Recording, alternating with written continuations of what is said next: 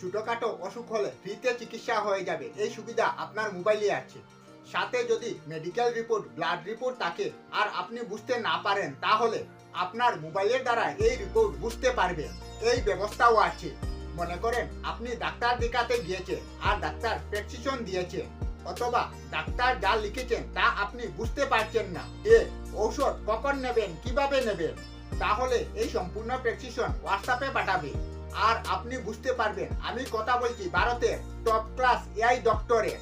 এর জন্য আপনাকে করতে হবে, আপনার স্ক্রিনের মধ্যে একটি নাম্বার দেখতে পাচ্ছেন, এই নাম্বারটি আপনার মোবাইলে সেভ করবেন এবং হোয়াটসঅ্যাপে হাই পাঠাবেন।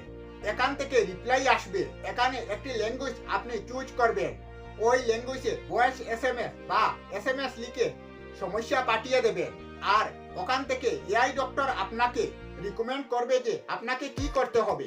এটিতে মেডিকেল রিপোর্ট, ব্লাড রিপোর্ট বুঝতে পারছেন না, তাহলেও জিজ্ঞাসা করতে পারবেন, ছোটখাটো অসুখের চিকিৎসাও করতে পারবেন।